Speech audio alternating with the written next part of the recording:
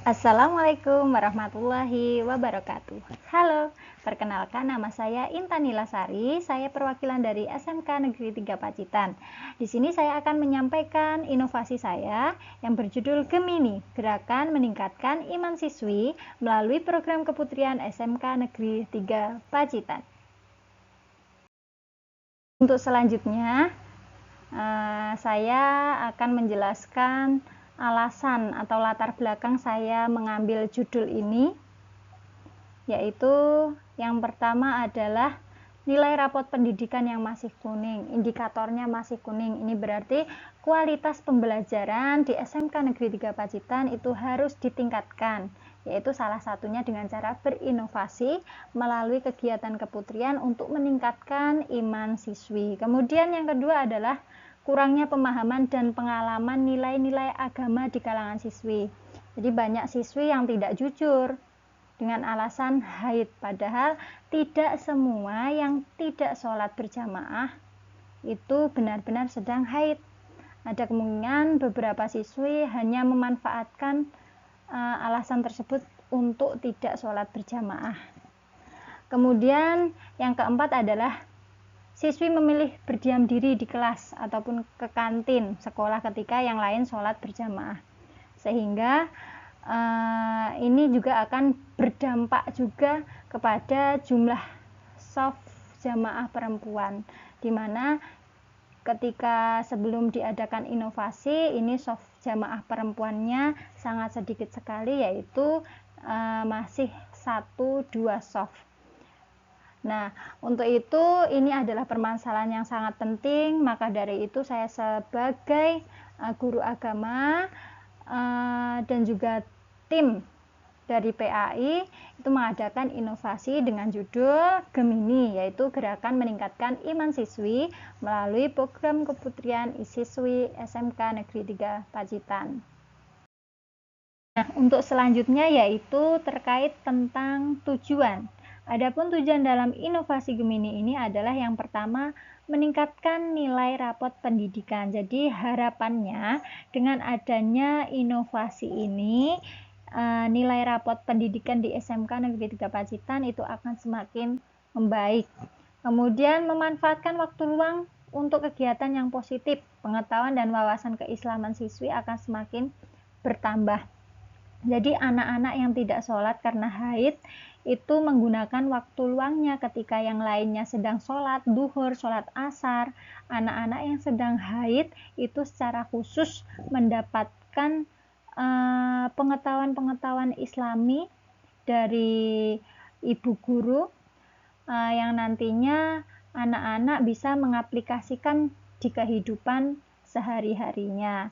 Jadi nanti pun juga akan berdampak pula pada jumlah jamaah putri di sekolah. Selain itu juga nanti tujuannya adalah mengembangkan potensi diri siswi melalui berbagai kegiatan yang kreatif dan inspiratif.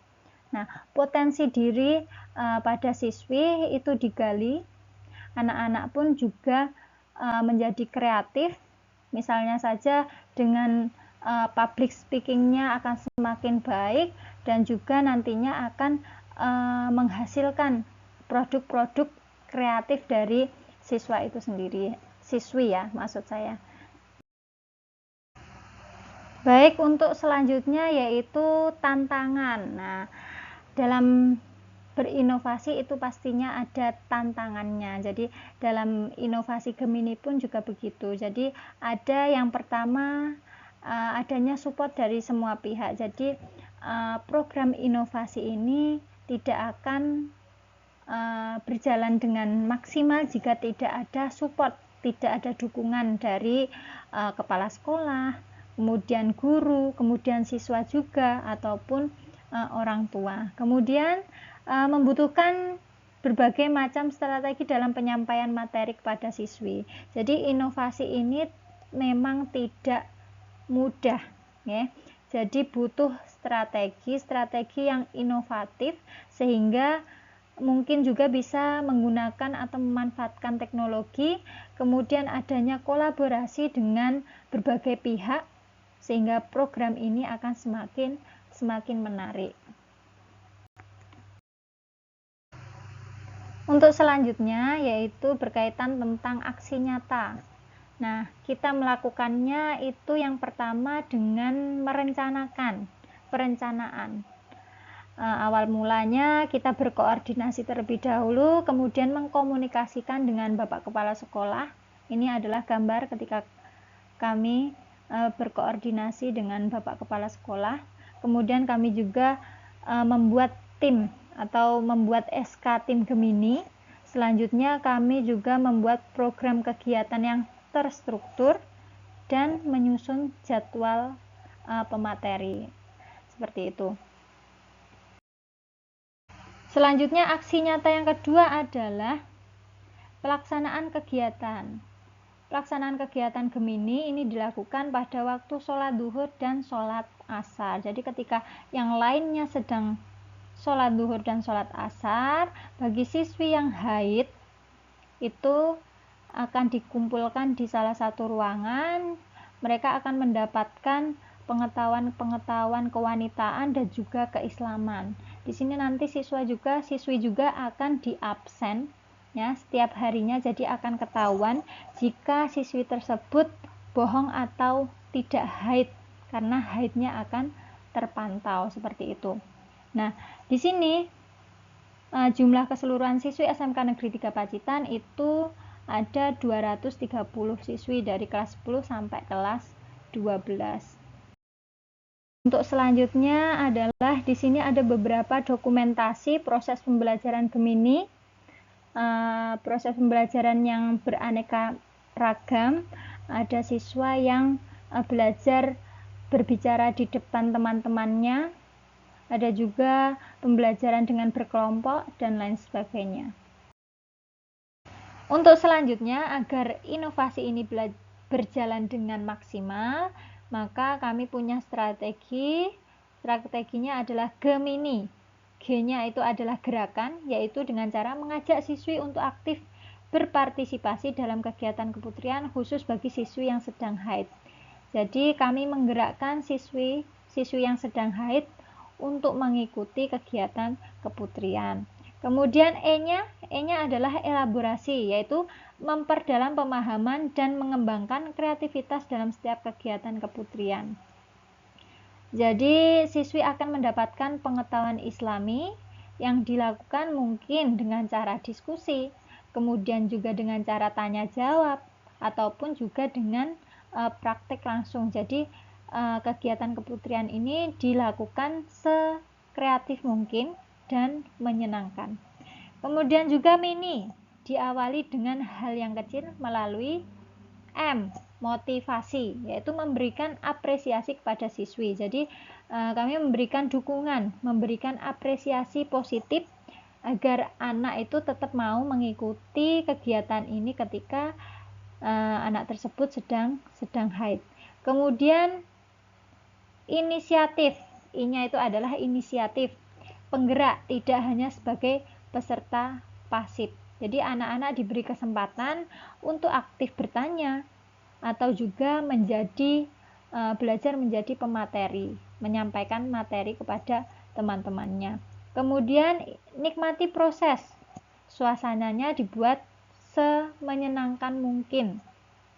Jadi anak-anak itu tidak merasa terbebani. Kemudian suasananya juga menyenangkan. Seperti itu. Kemudian selanjutnya adalah inspirasi, teladan bagi orang lain. Jadi anak-anak ini nantinya akan menjadi tidak hanya menjadi teladan bagi dirinya sendiri, tetapi juga untuk orang lain. Anak-anak bisa berbagi ilmu dengan teman-temannya ataupun juga dengan orang lain. Untuk selanjutnya yaitu dampak. Ya. Jadi dampak dari inovasi Gemini ini sangat kami rasakan sekali. Yang pertama adalah respon positif dari siswi. Jadi ketika azan sudah berkumandang, anak-anak sudah lebih sadar, ya, sudah lebih sadar untuk langsung berbondong-bondong ke ruangan yang sudah disediakan dan siap untuk menerima materi kewanitaan ataupun juga keislaman. Kemudian yang kedua adalah kesadaran beribadah. Nah, siswi sebelum ada program Gemini ini masih banyak ya, softnya sedikit, soft sholat berjamaah itu masih sedikit, kemudian juga masih banyak siswi yang ada di kelas teriak-teriak, membuat gaduh dan lain sebagainya. Tetapi setelah ada program Gemini ini, soft jamaah perempuan itu semakin banyak, dan juga di sini terlihat bahwa ruang kelas pun juga tampak sepi ketika sholat duhur dan juga sholat asar. Kemudian yang selanjutnya adalah pengembangan akhlak siswi. Ini juga berdampak kepada perilaku siswi. Siswi akan semakin menghormati satu dengan yang lainnya dan lain sebagainya. Kemudian peningkatan keterampilan, baik keterampilan berbicara maupun keterampilan untuk menciptakan suatu produk. Kemudian kami mengevaluasi program Gemini ini dengan cara yang pertama adalah jurnal reflektif selama 1 bulan sekali. Jadi anak-anak kami suruh untuk mengutarakan pengalaman yang mereka rasakan setelah mengikuti kegiatan. Tapi di sini banyak sekali anak-anak merasakan senang mendapatkan pengetahuan yang sebelumnya mereka tidak tahu, sekarang menjadi tahu. Kemudian yang kedua adalah observasi melalui pengamatan adanya perubahan sikap dari siswi dari sebelum adanya inovasi dan juga sesudah adanya inovasi. Kemudian post test, evaluasi pemahaman yang dilakukan 2 minggu sekali. Jadi dievaluasi terkait materi yang sudah disampaikan itu siswi paham atau tidak. Untuk selanjutnya yaitu kami melakukan tindak lanjut. Nah, tindak lanjutnya seperti apa? Yang pertama adalah monitoring dan evaluasi secara berkala. Jadi kami monitoring dan kami lakukan perbaikan-perbaikan di area-area yang perlu diperbaiki. Kemudian juga kami selalu berkoordinasi dengan tim inti kami untuk perbaikan juga.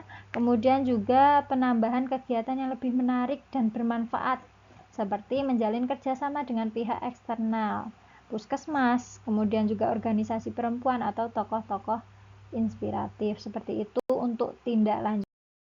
Dan yang terakhir adalah kesimpulan. Jadi secara keseluruhan kegiatan keputrian yang telah dilaksanakan itu memberikan dampak positif bagi siswi. Anak menjadi senang, kemudian anak juga mendapatkan pengetahuan kewanitaan yang mungkin apabila dilaksanakan di kelas itu mereka malu. Nah, di sini mereka diberikan kesempatan untuk bertanya lebih mendalam di salah satu ruangan yang sudah disediakan. Ini adalah khusus untuk wanita-wanita yang sedang haid.